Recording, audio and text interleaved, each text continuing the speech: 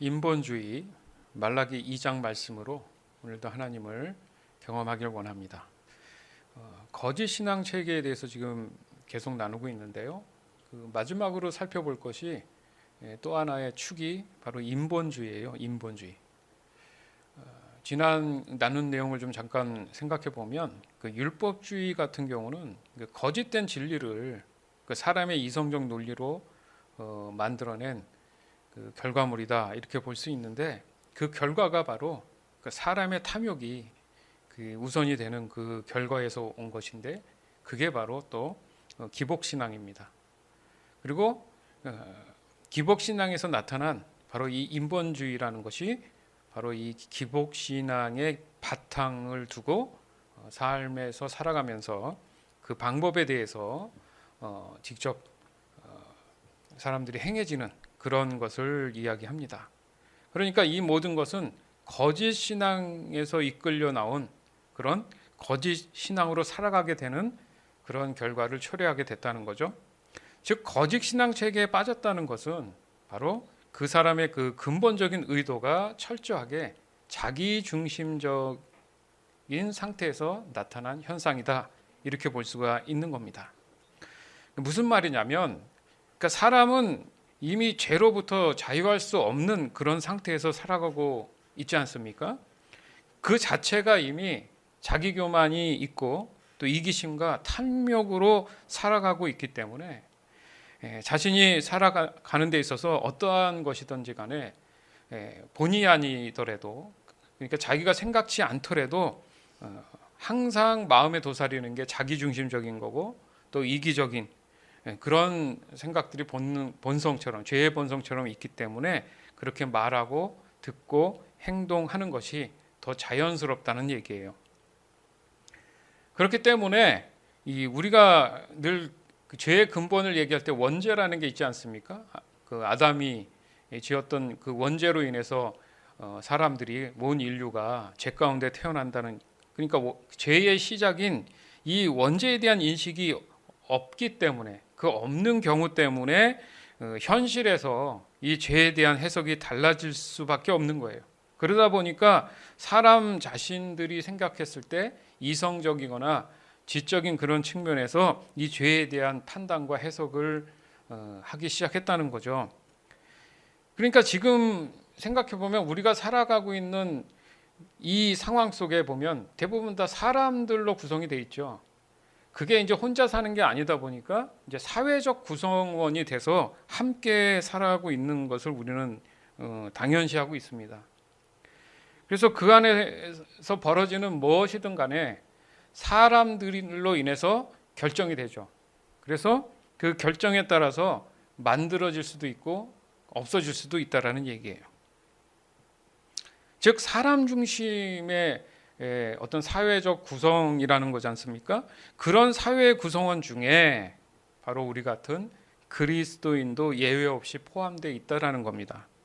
그러니까 문제는 여기에 있다라는 거죠. 그러니까 그리스도인들도 사회 구성원으로서 살아갈 수밖에 없는 환경에, 그렇죠? 함께 노출되어 있다는 거잖아요.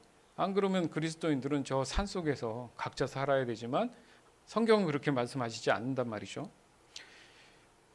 그래서 누누이 저희가 강조하는 것은 여러분도 잘 알지만은 이 사단 마귀의 존재, 악한 영의 존재는 절대 구원받지 못한 죄악된 세상에 속해 있는 사람들을 건드리지 않습니다.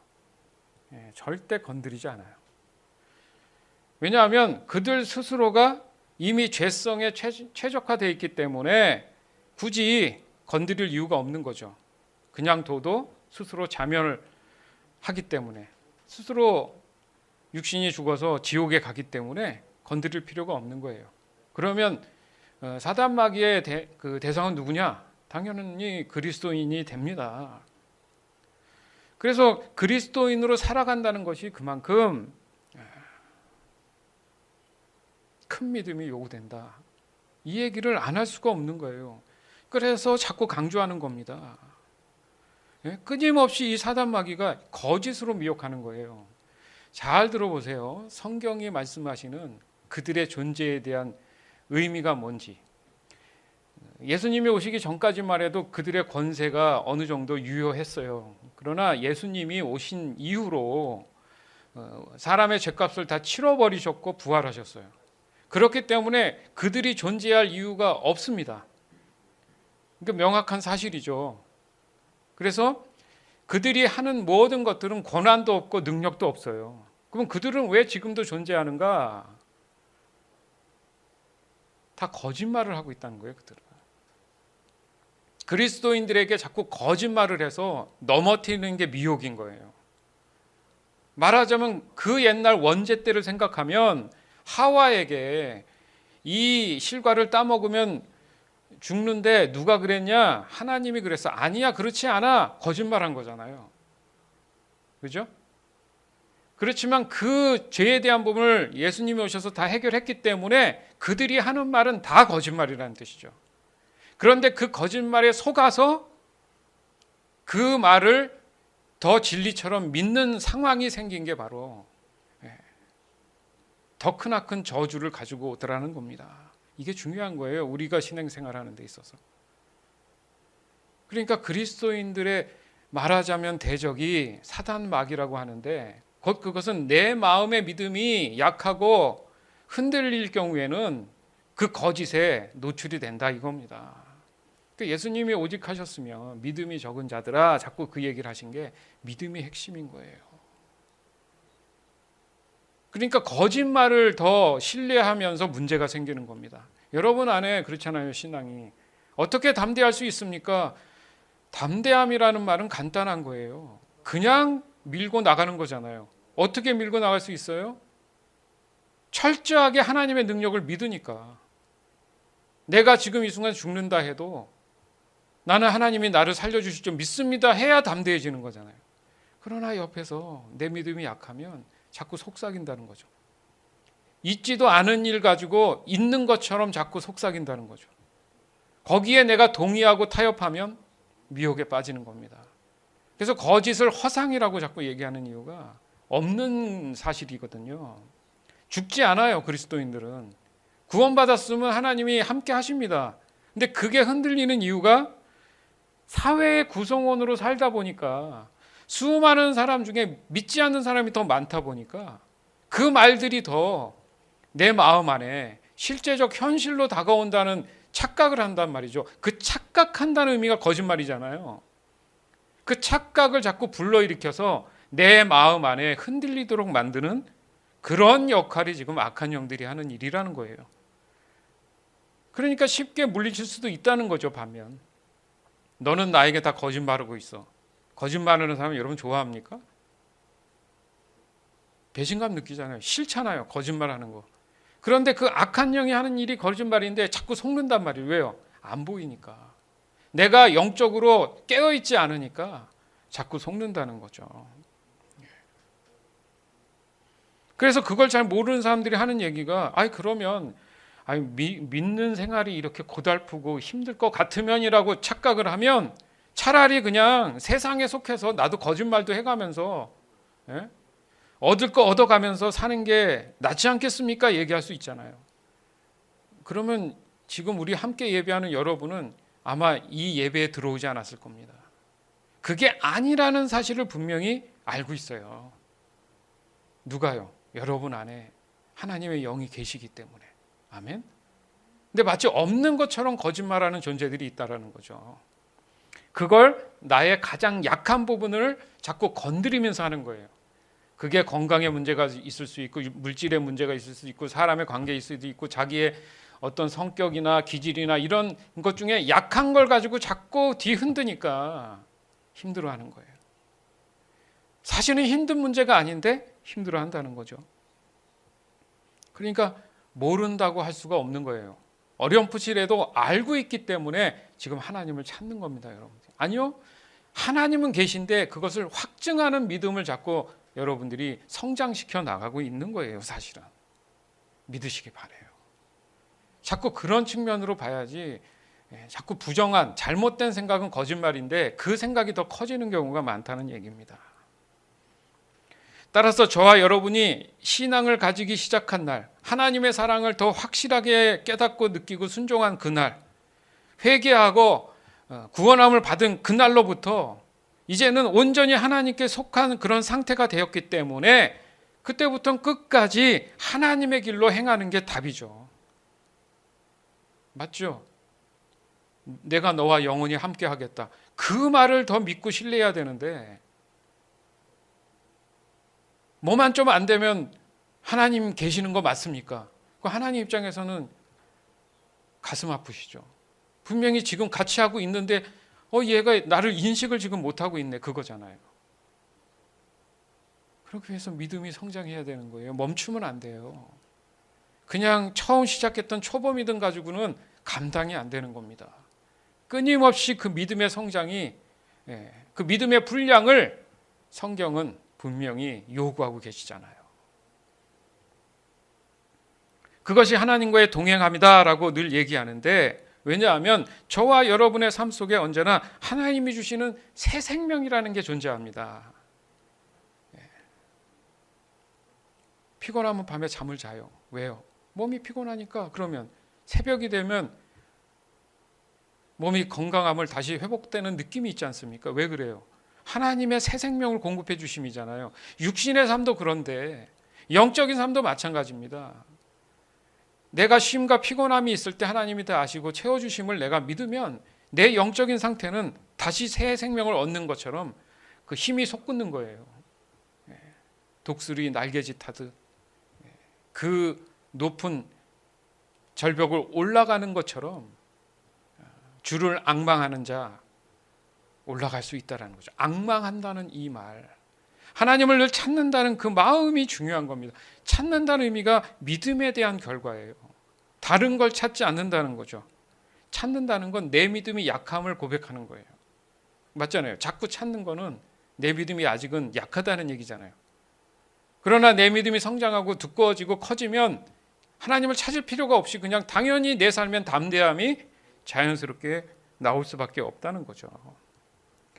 그렇기 때문에 이 단순한 문제가 아니라는 이 생각들 때문에 복잡한 겁니다. 그러니까 신앙의 출발이 마치 모든 것을 알아서 하나님과 동행하게끔 자동으로 좀 이렇게 쭉 해주면 좋은데 그렇지 않다라는 게 지금 문제예요. 아무리 처음에 진정한 그 신앙의 출발점에서 내가 서 있고 시작했다 하더라도 눈앞에 보이는 그냥 문밖만 나가면은 바로 사회적 구성원으로 살아가야 되는 삶이 있는데 그 안에서 미묘할 수도 있고 큰 문제도 있을 수 있지만 갈등들이 반복될 수밖에 없다라는 거잖아요. 대표적인 게 대인관계잖아요. 아니면 물질관이고. 그러니까 거기에서 오는 자신 스스로의 어떤 조그만한 합리화부터 시작되면서 쑥 사단 마귀가 그 거짓된 말로 달콤하게 속삭이기 시작한다는 것입니다. 자칫 잘못하면 거기에 내 마음을 뺏기는 게 심각한 문제를 낳는다는 거예요. 그것의 가장 대표적인 게 비교의식이에요. 비교의식, 사람들. 오늘도 상담사역부에서 열등감이나 낮은 자존감이겠지만 모든 사람이 다 사실은 갖고 있는 건데 왜 거기 그런 상황이 벌어졌는가? 그 근본 원인은 비교. 뭔가와 내가 비교했을 때 내가 부족하다는 느낌이 오니까 거기서 내 마음이 불편한 거예요. 안 그래도 되는데 비교를 할 수밖에 없는 게 이 사회적 구조가 그렇게 사람들을 자꾸 이끌어 간다는 거죠. 좀 더 쉽게 말해서 남들과 자신의 처지를 소유의 분량으로 항상 비교한다는 거예요. 그러니까 그 돈이 많고 적고 그 단순한 개념이 아니라 그 사람들 기준에서 예쁘다, 못생겼다, 잘생겼다, 못생겼다 이런 기준들이 다 뭐예요? 부족하다는 얘기잖아요. 그 양에 대한 소유에 대한 부분이 바로 죄의 어떤 본성의 시작인데 그걸 끊임없이 사람들로 하여금 비교하게 만드는 거, 이게 사단 마귀의 거짓된 미혹이라는 거죠.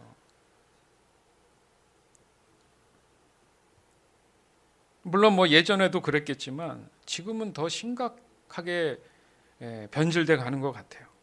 그러니까 사람들이 대놓고 말은 안 하는데 돈으로 사람의 어떤 인격을 말하는 경우가 되게 많잖아요.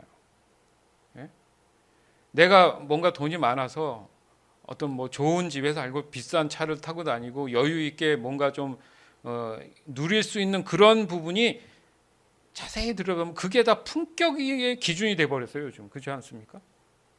저 시골집에 살면 품격이 없는 겁니까? 이상하게 그렇게 사람들이 자꾸 조장해 가고 만들어 가는 게 지금 현실인 거예요. 그렇지 않습니다.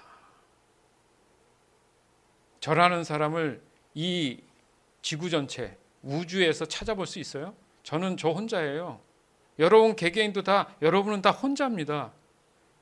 근데 누구하고 비교를 해? 비교할 수 없는 독보적인 그냥 존재 맞잖아요. 하나님은 그렇게 창조하셨어요. 그게 놀라운 거 아닙니까? 이 세상에 똑같은 사람이 단 한 명도 없어요. 비슷하거나 쌍둥이는 있어도 똑같은 사람은 아니잖아요.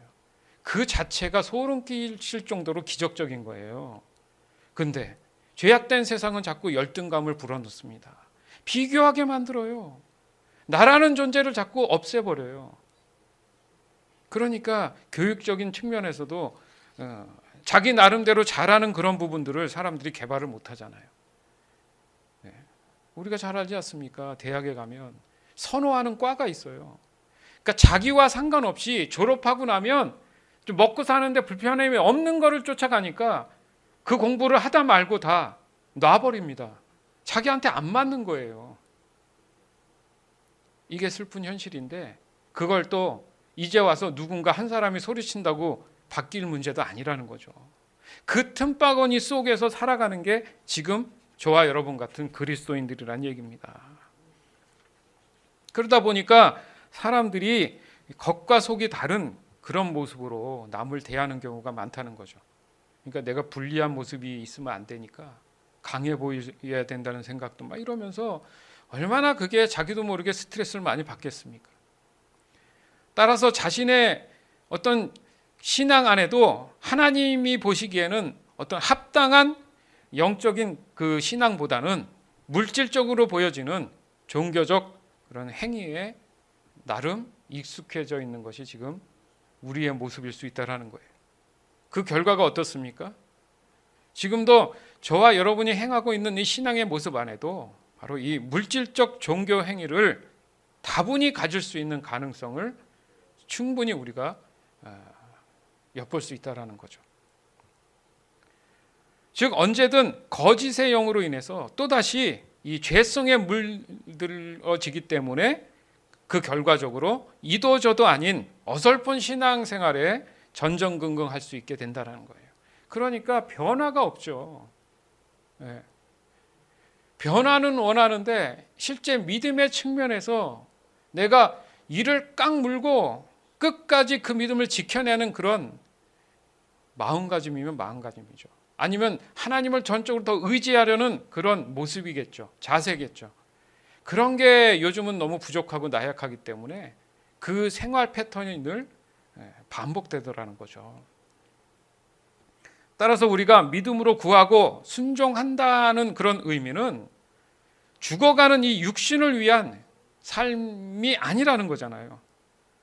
그리스도인들이 바라보는 것은 영원히 살 수 있는 그 생명을 얻기 위한 삶이에요.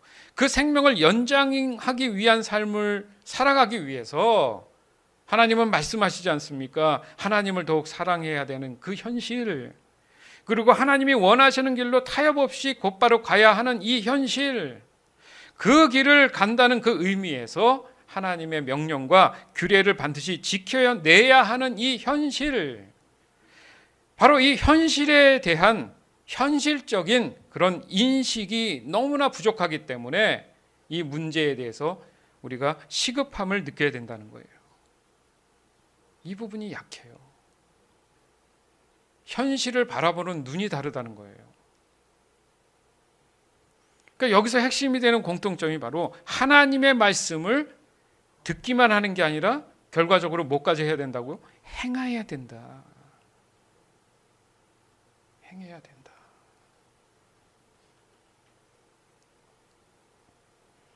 그런 사람만이 복 되시는 하나님이 함께 하신다. 복 받기를 원합니까? 복을 주실 하나님의 마음에 들어야죠. 이런 생각도 해봐요. 조그만 갈등이라도 있다면 그거는 문제가 있다. 이렇게 생각하면요, 더 정신이 바짝 들지 않겠습니까? 그럴 수도 있지가 아니라, 내가 이미 마음을 거기에 약간이라도 두고 있었구나. 정신 차려야지. 제가 누누이 말씀드리잖아요. 100불 벌 때는 11조 10불 하기가 참 문제가 없는데, 그게 10만 불이 되면 그거의 10분의 1을 드린다는 의미가 부담이 되는 거예요. 사람 마음이 그래요. 그래서 그 돈 액수가 중요한 게 아니라 하나님은 그 사람의 마음을 보시는 거예요. 그래서 하나님이 갑자기 교회 그 재정에서 그날 펴보니까 11조 낸 게 싹 사라집니까? 그런 경우는 없잖아요. 그냥 그 사람의 그 믿음의 안에 있는 그 마음을 보시는 거예요, 마음을. 그러면 그것은 그거대로 교회에서 필요한 걸 쓰겠지만 그 사람의 삶에서도 물질에 대한 자유함에 대해서 하나님이 기름 부어 주셔서 복된 삶을 살아가게 되는 겁니다. 왜 이 원리를 알 수도 있는데 모르는 척하냐 이거죠. 왜요? 눈앞에 대한 현실에 대한 오해를 하는 게 바로 인본주의라는 거예요. 사람의 생각을 더 본질적으로 생각한다는 거죠. 문제 있죠. 왜요? 우리는 하나님이 창조한 창조물인데 내가 삼는 기준이 사람이 되니까, 사람이 근본이라고 말하니까 말이 안 되는 거잖아요. 하나님이 근본이신데.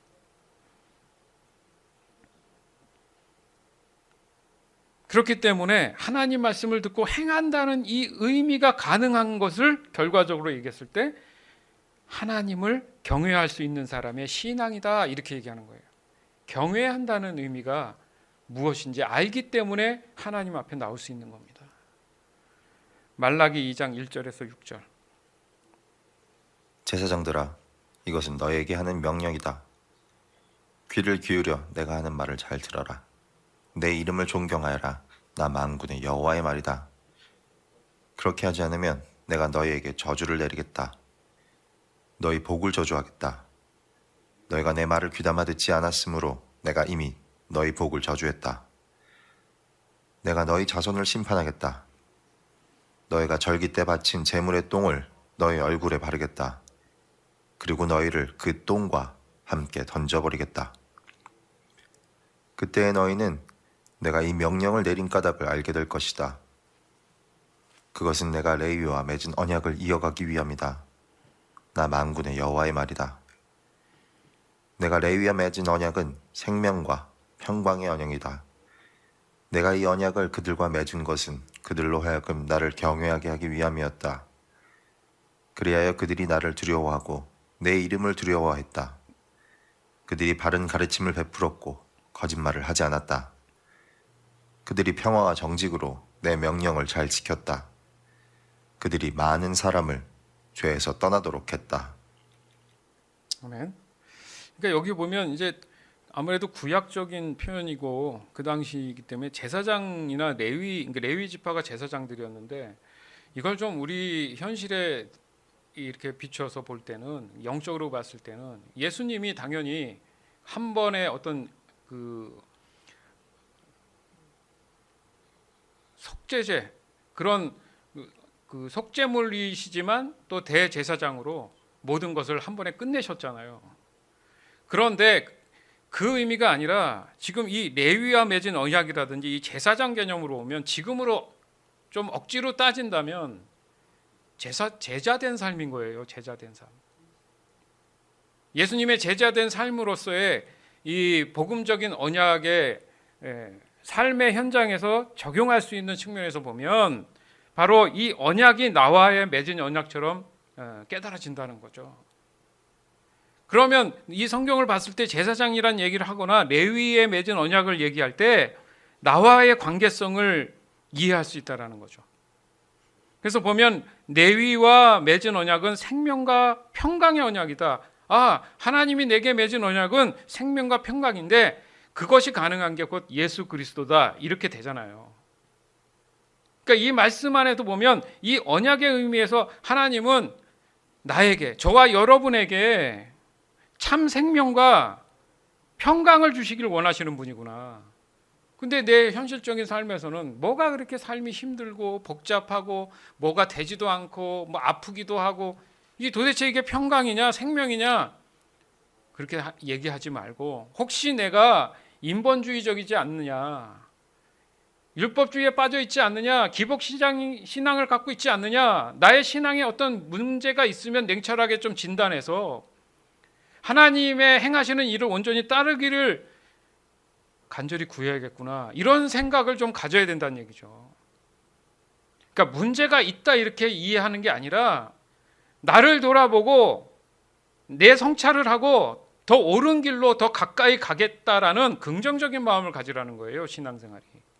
그런데 그 틈 사이에 사단 마귀는 너는 안 돼, 너 예전에 그거 잘못했잖아, 자꾸 그렇게 자기 스스로를, 자존감을 낮추고 열등감에 빠지게 하고 비교하게 만든다는 거예요. 그건 다 거짓말이라는 얘기입니다. 하나님은 지금 약속하신 언약은 생명과 평강이에요. 아멘? 근데 이 말은 잘 안 들어와. 왜? 이미 내가 죄성에 대한 부분들이 떨궈져 나가지고 있지 않기 때문에 그렇다는 얘기예요. 그러니까 내가 예수 믿고 구원받았으면은 깔끔하게 모든 게 사라져서 죄라는 개념이 없어져야 되는데 여전히 내 마음에 살다 보면 그리스도인이라도 존재한다는 의미가 있잖아요. 왜요? 아직 그 완성되지 않았기 때문에. 그것을 컨트롤하고 그것을 이겨내는 방법이 바로 하나님의 명령 규례를 지켜내는 거라는 거죠. 그 결과가 뭐라고요? 믿음의 증거다, 이 얘기를 하는 거예요. 그러면 돌아보면 내가 잘 지키고 있는지 자기는 알잖아요. 양심이 있죠. 안 해놓고 A 플러스 맞기를 바라는 학생과 같죠. 그렇지 않겠습니까? 맞잖아요. 공부 열심히 하지도 않고 A뿔을 왜 안 주세요? 저는 책도 사고 강의도 잘 들었는데요. 그런 말과 같은 거예요. 즉 하나님이 명령하신 내용이 분명히 있는데 그 내용이 바로 하나님의 이름을 존경하는 것이 된다는 거죠. 왜 존경을 할까요? 명령을 내가 듣고 실행을 해봤더니 정말 내 안에 평강과 생명을 주시더라는 거죠. 삶의 그 결과물들이, 역사가 일어나는 거죠. 그것을 나는 하나님을 경험했다, 이렇게 얘기하는 거예요. 근데 사람들이 잘못된 거짓 신앙생에서 뭔가 하나님은 그 무슨 영화에서 나오는 것처럼 하나님의 어떤 형태가 나타나서 직접 뭔가 얘기해야 되고 이런 걸로 착각하는데, 내 삶에서 능동적으로 내 평안과 자유와 기쁨이 있는 것 자체가 하나님이시기 때문에 나는 지금 하나님과 동행하면서 경험하고 있는 거예요. 근데 그렇게 얘기해 주는 사람이 별로 없는 거죠. 왜? 얘기하는 그 사람이 하나님을 경험하고 있지 않기 때문에. 자기 나름대로 인본적인 하나님을 해석해서 사람들에게 가르치다 보니까 오늘 말씀처럼 거짓된 거를 사람들한테 가르쳐서 죄에서 벗어나지 못하게 한다는 거죠. 이게 위험한 거예요. 인본적, 사람의 해석은 위험한 거예요. 죄송한데 그런 분들 만나서 자꾸 대화하면 내 믿음이 약하면 넘어갑니다. 그러니까 삼킴을 당해요. 그래서 성경은 내가 믿음이 약하면 그 자리를 떠나라고 얘기해요. 그 자리에 앉지 말라 그래요. 믿음이 강하고 담대한 사람들은 그럴 필요가 없죠. 도리어 그 사람들을 잡아먹겠죠. 그 대표적인 예가 뭡니까? 모세가 지팡이를 들고 바로의 궁전에 갔을 때 거기에도 마술사들이 있었잖아요. 그들도 뱀을 만들었죠. 같이 지팡이를 던졌는데 모세의 그 지팡이가 뱀이 됐던 그 뱀이 그들의 뱀을 다 잡아먹잖아요. 믿음은 그 정도 돼야 됩니다. 그러나 믿음이 약하면 그 자리를 피해야죠. 왜? 내가 잡아먹히니까. 아시겠습니까? 예수님도 분명히 능력 있으신 분이지만 하나님이 원치 않은 시간에는 그 자리를 피하셨어요. 이게 그리스도인의 지혜입니다. 무조건 대놓고 앞에서 싸우라는 얘기가 아니라는 거예요. 이렇게 영적으로 민감해야지만이 삶에서 이 지혜를 얻어서 살아가는 겁니다. 즉 하나님을 경험한다는 이 말은 내 삶에, 내 안에 무언가를 했을 때 그 열매들이 꼭 내 이기적인 어떤 소유에 대한 게 아니더라도 내 마음에 평강이 있고 기쁨이 있고 내가 알지 못하는 그런 뭐 행동이나 말들을 한다든가 했을 때 내게 기쁨이, 그 사람이 하나님을 뭔가 알려는 깨달음을 얻고 뭐 이런 과정 속에서 하나님을 경험하고 있다, 이렇게 설명할 수 있는 겁니다. 복잡한 것도 아니고요, 어려운 것도 아니에요, 사실은. 근데 자꾸 그게 현실적으로 뭔가 내 손에 있어야 되고 보여줘야 된다는 생각을 착각을 하기 때문에 자꾸 내 믿음이 흔들릴 수 있다라는 겁니다. 따라서 하나님의 이름을 존경하지 않는 거짓 신앙은 하나님을 경외하는 것을 거부하기 때문에 하나님 또한 그 사람과 함께 할 수가 없습니다. 이건 성경적으로 명확한 얘기예요. 두리뭉실하지 않아요. 그래서 하나님이 곧 복이시다. 그러니까 복은 하나님 그 자체라는 거죠. 복 받길 원합니까? 당신 안에 하나님이 계십니까? 그랬기 때문에 사도 바울이 복음을 증거할 때 당신이 믿을 때에 성령을 받았습니까? 그 질문을 한 거예요. 그냥 말로만 믿는 게 아니라 당신 안에 성령이 계십니까? 하나님의 영이 계십니까? 똑같은 말이죠. 성령이 하나님의 영이잖아요. 믿을 때 당신의, 왜냐하면 성령의 지혜를 따라서 살아가야 되니까. 그것이 없는데 어떻게 살아갑니까? 누구로? 그리스도인으로 살 수 없어요. 그냥 종교인이지. 즉 하나님과 함께 할 수 없다. 바로 이것은 사람이 복된 길에서 벗어났다. 그래서 오늘 좀 전에 말씀처럼 너희 복을 저주하겠다. 그러니까 하나님이 그곳에 있지 않겠다는 얘기죠. 더 나아가선 더 심각하게 얘기하신 게 이미 너희 복을 저주했다. 그렇지만 속히 돌이켜라.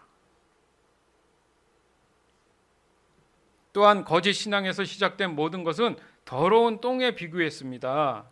그것을 어떻게 하는데 얼굴에 바른다. 여러분 똥을 얼굴에 바를 수 있어요?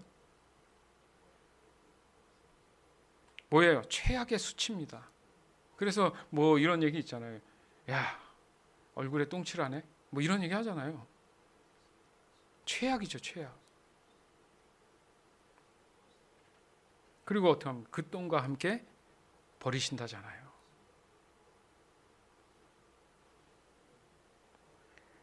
무슨 결과입니까? 이게 더 이상 돌아올 수 없는 강을 건넌 상태가 되었다는 겁니다. 여러분 그때가 오면 얼마나 후회에 막심하겠습니까? 그러나 돌이킬 수가 없는 거예요. 하나님의 명령은 하나님의 언약을 유지하기 위한 믿음의 증거다. 즉 하나님의 언약은 생명과 평강이다. 이 말의 간단한 정답은 사람의 그것이 정체성이다 이거예요. 사람은 이미 새 생명과 영원한 생명과 평강을 위해서 창조되었다. 그게 원래 사람의 모습이다. 그런 진실한 믿음을 가진 사람은 바른 가르침을, 건전한 가르침을 베풀고 절대 거짓말하지 않는다. 맞는 얘기죠. 그러면 그런 사람은 어떻게 하느냐? 그 사람은 평화와 정직으로 하나님의 명령을 잘 지켜낸다. 저와 여러분은 잘 지켜내고 있습니까? 평화와 정직으로 잘 지켜내고 있습니까? 안 된다고 하지 말고 평화와 정직으로 하나님 명령을 하나하나 잘 지켜나가시길 주님의 이름으로 축원합니다. 또한 그 사람들로 하여금 많은 사람들을 어떻게 한다고요? 영향력을 주니까 죄에서 떠나게 한다. 요즘은요, 그 당시 예수님 당시도 그랬지만 피리를 불어도 사람들이 춤을 추지 않는다. 이 말이 더 절실해요. 그러니까 들어야 할 것은 안 듣고 듣지 말아야 할 것을 듣는다. 보지 말아야 될 것은 보고 봐야 할 것은 안 본다 이거예요.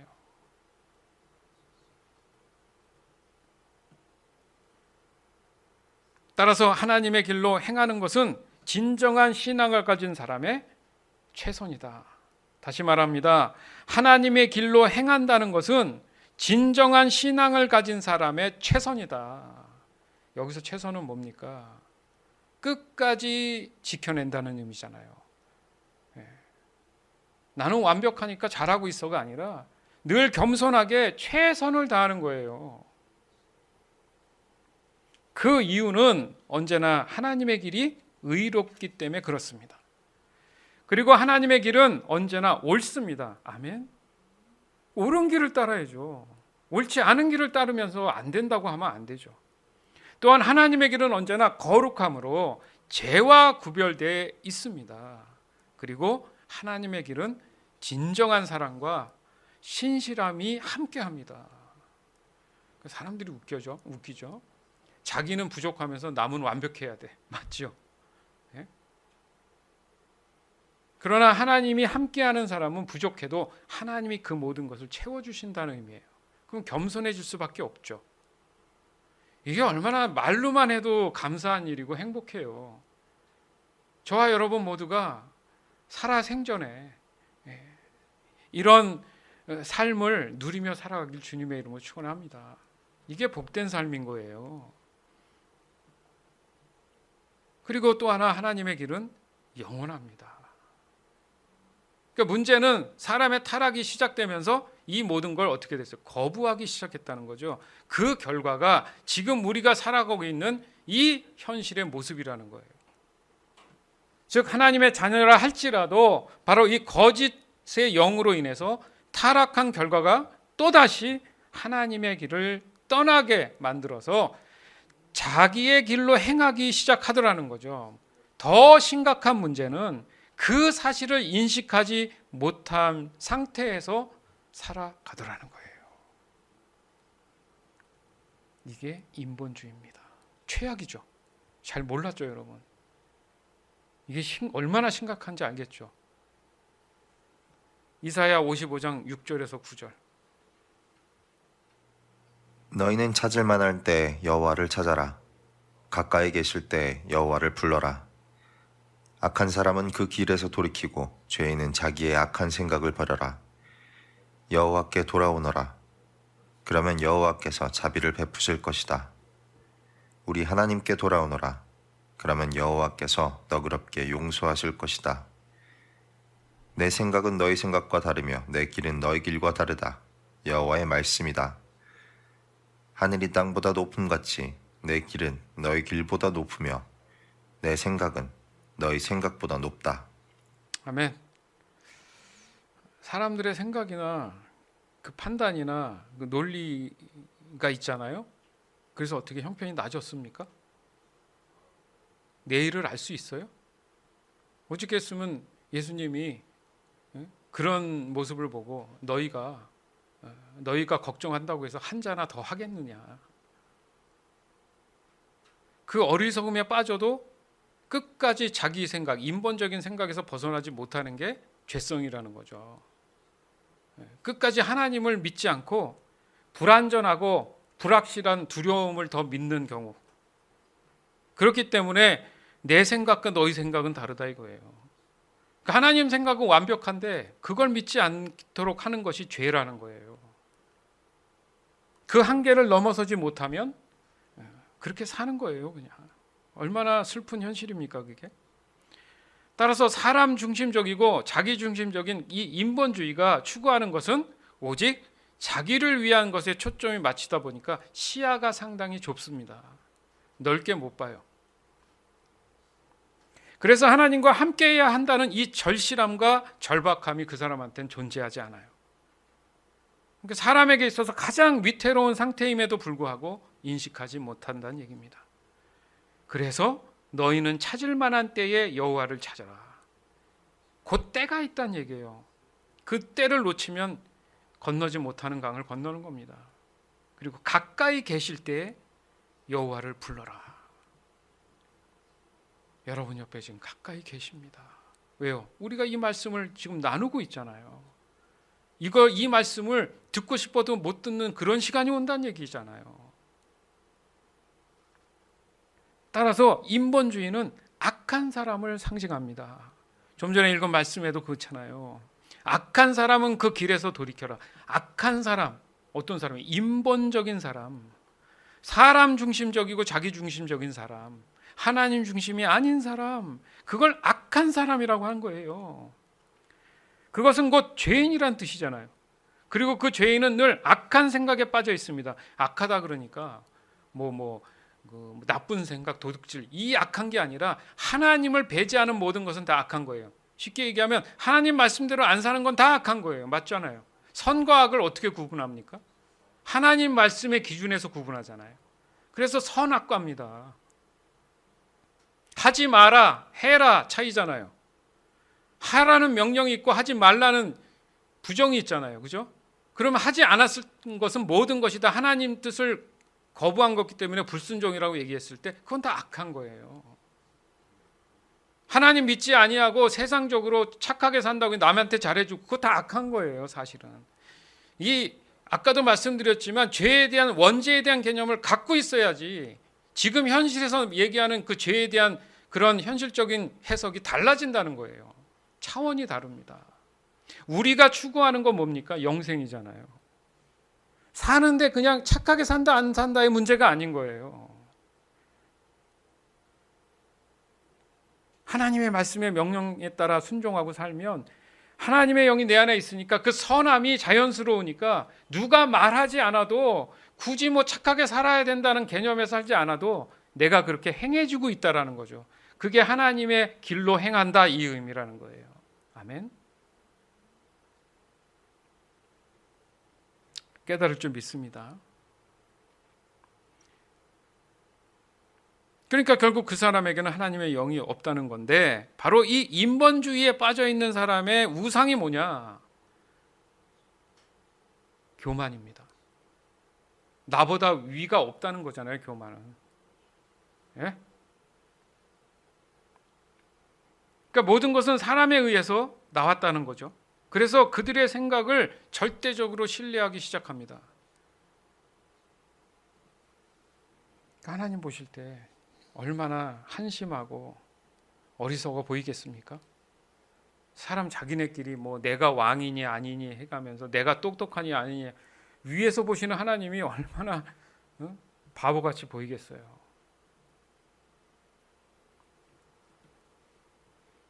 그래서 이따가 말라기 오늘 말씀에도 그 말씀하시는 거잖아요. 따라서 성경도 자신의 지식을 채우기 위한 그런 목적으로 사람들이 접하는 경우가 많아요. 그리고 스스로 어떤 선행을 한다, 어떤 종교적 행위를 한다, 이 모든 것들은 인본주의적인 측면에서 보면 자기의 의의를 위해서 그냥 하는 거예요. 그런 사람 되게 많습니다.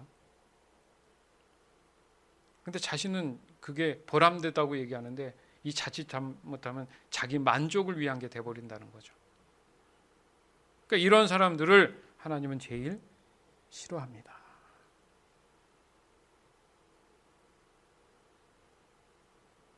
왜냐하면 성경은 사람의 지식을 위한 게 아니라 사람의 순종을 위한 지침서입니다.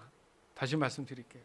이 성경 말씀을 우리가 묵상하고 보는 이유가 사람의 어떤 지식을 위한 게 아니라 사람의 순종을 위한 지침서예요.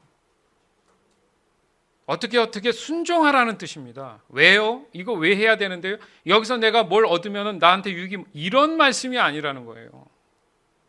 구원함을 가지고 끝까지 내가 실족하지 아니하고 영생함을 얻는 그날까지 내가 지켜낼 수 있는 지침서, 그러기 위해서 하나님 말씀을 순종하라는 그런 내용뿐인 거예요. 그래서 성경을 볼 때 반드시 온전한 순종을 향한 그런 마음가짐으로 항상 그것을 엄두하고 묵상하는 것이 중요하다. 즉 자신의 지식을 위한 어떤 의미도 의도도 존재해서는 안 된다는 거예요.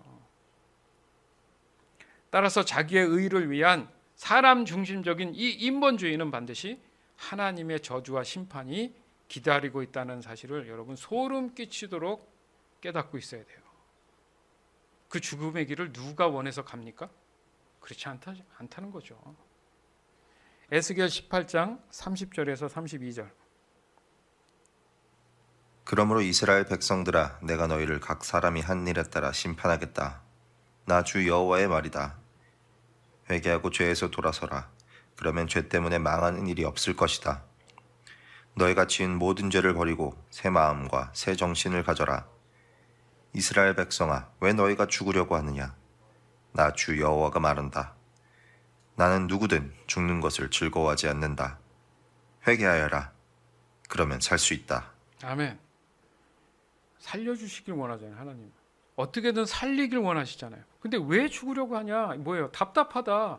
왜 죽으려고 자꾸 가냐? 죄를 버려야 뭐가 옵니까? 새 마음, 새 정신이 온다. 이게 하나님의 영이잖아요. 즉 지금 우리가 살아가고 있는 이 현실에서 온전한 신앙으로 살아가야지만 하는 이 이유가 거기 있다는 거죠. 그러니까 쉽게 말해서 죄에 속해서 살 것인가 아니면 구원에 속한 삶을 살 것인가 했을 때 하나님이 원하시는 사람의 삶은 뭡니까? 지은 모든 죄를 버리고 새 마음과 새 정신을 가지고 살아가는 삶. 우린 그렇게 과연 살고 있을까? 여기 핵심이 뭐예요? 새 마음, 새 정신으로 살아가는 삶. 즉 우리가 늘 강조하는 온전한 믿음을 매 순간 지켜내는 이 신앙.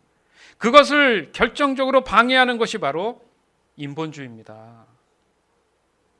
즉 사회 구성원으로 살아가야 하는 이 현실에서도 적용돼야 되는 게 새 마음, 새 정신으로 살아야 된다는 거예요. 그걸 유지해야 된다는 겁니다. 말라기 2장 9절에서 12절, 17절. 너희는 내 말을 지키지 않았고 재판을 할 때 공평하지 않게 한쪽 편만 들었다. 그러므로 나도 너희가 모든 사람 앞에서 미움을 받고 수치를 당하게 하였다. 우리 모두의 아버지는 한 분이시다. 한 하나님이 우리를 지으셨다. 그런데 어찌하여 사람들이 서로 약속한 것을 어기느냐? 어찌하여 우리 조상이 하나님과 맺은 언약을 더럽히느냐? 유다 백성은 거짓을 행하고 그들은 여호와께서 역겨워하시는 일을 이스라엘과 예루살렘에서 저질렀다. 유다 백성은 여호와께서 사랑하시는 성전을 두려워하지 않았다. 유다의 남자들은 외국 우상을 섬기는 여자들과 결혼했다. 이런 일을 하는 사람은 만군의 여호와께 제물을 바치더라도 여호와께서 그를 이스라엘 집에서 쫓아내실 것이다. 너희는 말로 여호와를 괴롭혔다. 그러고도 너희는 우리가 어떻게 여호와를 괴롭혔습니까? 하고 묻는다. 너희는 하나님은 악한 일을 하는 사람도 좋게 보신다. 하나님은 그런 사람을 좋아하신다. 라고 말하여 여호와를 괴롭혔다. 또 공평한 하나님이 어디 계시냐? 라고 물어 여호와를 괴롭혔다. 그러니까 여호와를 괴롭힌다는 이 개념이 바로 하나님과의 관계에서 사람들이 얘기하는 인본적인 해석을 자꾸 하면 하나님을 괴롭히는 일이 된다 이겁니다. 그럼 나는 내 자신은 우리는 그렇지 않은가? 여기서 보면 하나님이 사람을 지으신 유일하신 분이다. 그러니까 하나님과의 어떤 언약들에 대한 개념을 가지고 있는데 사람 스스로가 자기네들이 만들어서 자기네들이 그것을 해석하고 이해하고 있다 이겁니다. 그래서 하나님과 맺은 언약을 더럽힌 것이 된 것이다 이렇게 말씀하시잖아요. 그러니까 그때나 지금이나 이 인본주의자들이 바라보는 교회의 모습이 무엇일까? 불신이 가득합니다. 마음에 안 들어요. 네? 내가 열심히 땀 흘렸는데 왜 교회에 돈을 갖다 줘야 돼? 이런 사람도 있어요. 완전히 하나님에 대해서 무지한 거 아닙니까? 그러니까 교회 다니는 사람들 보면 겉과 속이 너무 달라. 심지어 야 썩은 집단이야. 이기적이고 그 종교라는 걸 이용해서 자신들의 사리 사욕만을 채워나가고 있어. 심지어는 이 교회는 이제 이미 세속화돼 있어. 이런 얘기를 아주 쉽게 합니다. 그럼 과연 교회를 이 사람들이 알고 얘기하는 걸까? 여러분 교회 자체는 문제가 없잖아요. 교회 안에 속해 있는 사람들 중에 인본주의를 추구하는 사람들이 항상 문제를 일으킵니다. 맞죠? 그러니까 도리어 또 아이러니하게 세상의 인본주의적인 그런 사람들의 욕을 또 먹어요. 교회 안에 인본주의적인 사람들이 자기 합리화 때문에 그럴 수밖에 없었다고 또 교회에 대한 잘못된 모습들을 사람들한테 설명을 합니다. 최악입니다, 최악. 그게 하나님을 괴롭히는 겁니다. 그런 사람한테 무슨 복된 삶이 보장이 되겠어요? 그래서 신앙을 가지고 교회를 가기 시작할 때면 교회들은 반드시 참 성경적인 교회를 먼저 철저하게 배우도록 해야 된다는 얘기를 자꾸 하는 거예요. 저희 교회가 그거잖아요. 처음에 오면 교회에 대해서 먼저 교회론이라고도 하지만 교회에 대해서 먼저 충분히 알고 이해하도록 하죠. 무슨 교회가 뷔페집입니까? 여러 교회 다니면서 자기의 어떤 색깔에 맞는 데를 찾아요? 이미 잘못된 훈련이 돼 있는 거잖아요. 그게. 정말 교회가 무엇인지를 알려주면 그 사람 나름대로 자기가 뭘 잘못했는지 깨닫고 참교회에 대한 이 의미가 예수 그리스도시라는 걸 알게 되죠. 그럼 자기 스스로 겸손해지겠죠. 교회를 모르니까 자꾸 인본적으로 해석을 하더라는 거죠. 그러니까 이 과정이 너무 중요한 거예요. 교회는 이게 약해요. 지금 학계 1장 4절에서 7절. 성전이 아직도 폐허로 남아 있는데 너희가 그렇게 멋진 집에서 사는 것이 옳으냐? 그러므로 만군의 여호와가 말한다. 너희가 한 일을 생각해 보아라. 너희가 심기는 많이 심었으나 거두기는 적게 거두었다. 먹어도 배부르지 않으며 마셔도 여전히 목마르며 옷을 입어도 따뜻하지 않으며 돈을 벌어도 마치 구멍난 주머니에 넣은 것처럼 모두 잃어버리고 만다. 나 만군의 여호와가 말한다. 너희가 한 일을 생각해 보아라. 아멘. 세상에 돈 많은 사람들 많죠. 그 사람들은 팔짱 끼고 앉아서 쉽게 번다고도 하고 또 뭔가 돈이 잘 붙는다는 얘기해요. 근데 나는 그리스도인이고 정말 하나님 앞에 어떻게든 살아가려고 하는데 뭔가 열심히 하고 뭐 한 것 같아도 뭐 구멍난 주머니가 있는 건지 자꾸 흘려나가고 어렵다. 그런 질문 안 할 것 같습니까? 인본주의적인 측면에서. 아까도 말씀드렸잖아요. 세상에서 벌어서 많이 갖고 살아가는 사람 사단 마귀는 건들지 않아요. 그렇게 살아도 그 사람은 결국 죽고 지옥에 가니까. 근데 자꾸 비교를 하면서 그리스도인들이 자꾸 그거에 끼워 맞춰서 해석해 나온 게 인본주의라는 거예요. 근극적인 것은 많고 적고 배고프고 배부르고 이런 문제가 아니라 내가 하나님과 함께함으로 평강과 생명, 참 생명이 내 안에 있으므로 어떠한 상황 속에서도 내가 자유하면서 기뻐할 수 있는가의 문제지. 근데 자꾸 보이는 현실 가지고 시험에 들어서 가지고 있는 믿음 그 신앙조차 다 잃어버리는 것이 바로 이 생명이 아파지는 거예요. 하나님의 언약이 평강과 생명이라고 했는데 그 생명이 병을 얻게 되는 거고 마음이 늘 불편한 겁니다. 그래서 아까 서두에 그리스도인들이 얼마나 끊임없이 큰 믿음이 요구되는지 모른다. 그게 이상한 게 아니다. 로마서 말씀에도 있잖아요. 당신들이 살면서 핍박을 받고 어려움이 있는 것은 이상한 일로 여기지 마라.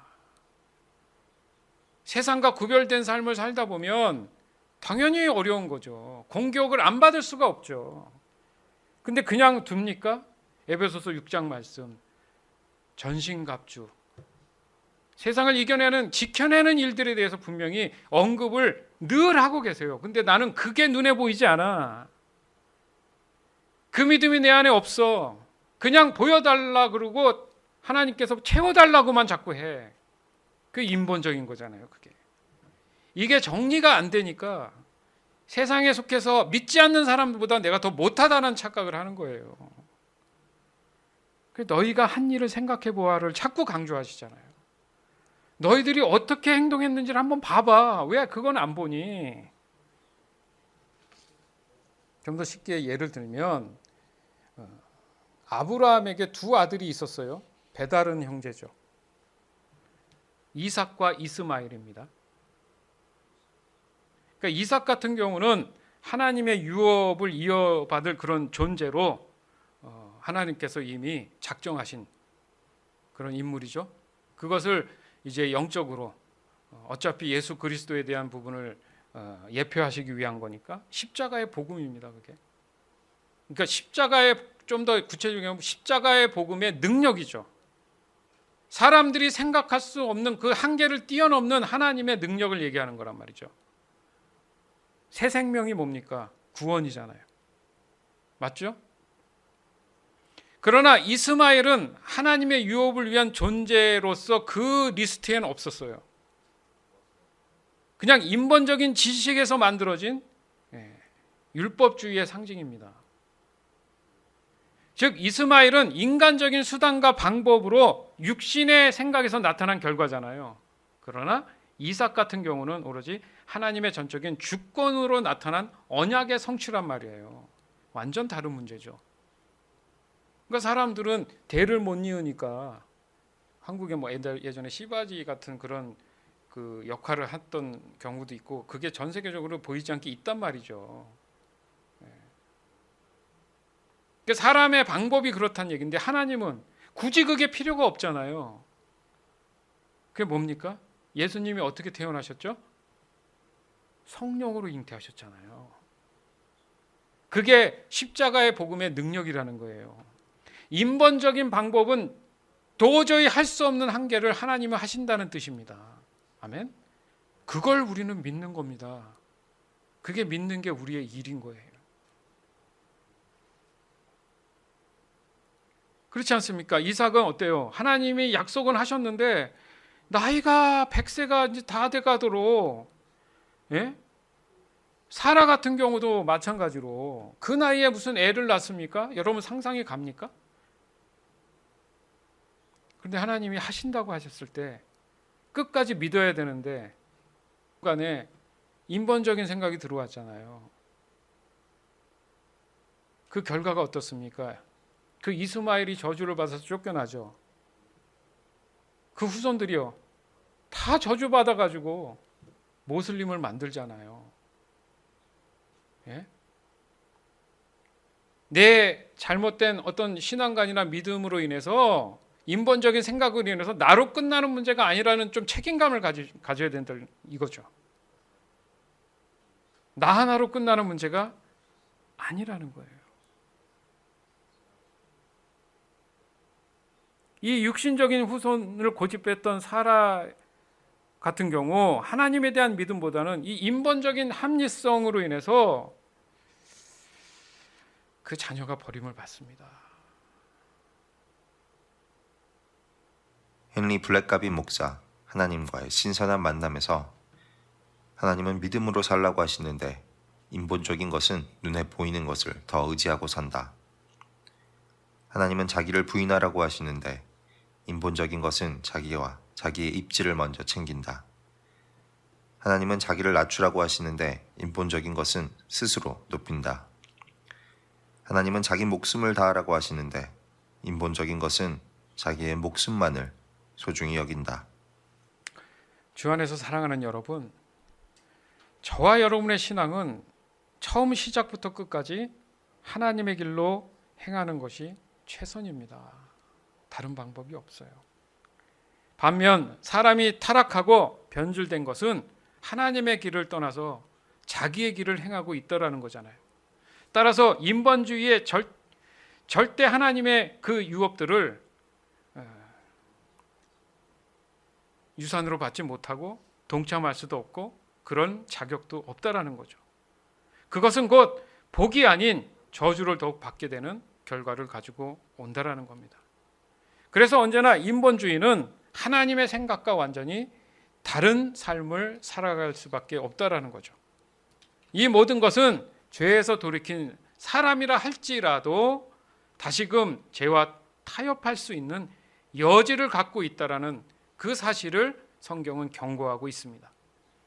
지금 이 순간에도 저와 여러분에게 이 인본주의의 생각들, 판단들, 그 모든 것들을 여전히 강조하고 있고 손짓하고 있습니다. 그럴 때마다 우리가 해야 할 수 있는 그 신실함이 뭐냐면 하나님의 이 언약을 성취하기 위한 하나님의 명령들을 늘 기억해야 된다는 거예요. 바로 그 명령들이 우리가 보는 이 성경 말씀, 하나님 말씀입니다. 곧 그 말씀을 믿음으로 붙잡고 담대하게 항상 내 안에 꿈틀거리고 있는 이 인본적인 생각들을 물리쳐 나가야 되는 거예요. 지금 여러분에게 일어나는 현실적인 삶의 필요에 대한 거 결단코 걱정하지 마세요. 그건 다 허상입니다. 거짓이에요. 그 불안감은 다 거짓이에요. 그렇지 않아요. 아까도 말씀드렸지만 하나님은 늘 모든 것, 최선의 것들을 주시길 원해요. 그걸 내가 믿음으로 담대함이 가지고 있을 때 그것이 결과적으로 내 삶에 나타나는 겁니다. 그래서 그 결과를 믿음으로 지켜볼 수 있는 거예요. 그래서 하나님은 때를 따라서 반드시 저와 여러분에게 복된 삶, 그리고 복된 그 열매들을 나타내시고자 하는 겁니다. 그리고 그 열매들에 대해서 경험하시기를 원하시는 거예요. 아멘? 결론은 오직 믿음뿐이다. 뭐라고요? 오직 믿음뿐이다. 갈라디아서 4장 24절에서 31절. 이것은 비유입니다. 이 여자들은 하나님과 사람이 맺은 두 언약과 같습니다. 한 언약은 하나님께서 시내산에서 정하신 율법입니다. 이 언약 아래에 있는 사람은 종과 같습니다. 하갈이 바로 이 언약과 같습니다. 이 하갈은 아라비아에 있는 시내산과 같으며 지금 이 땅에 있는 예루살렘과 같습니다.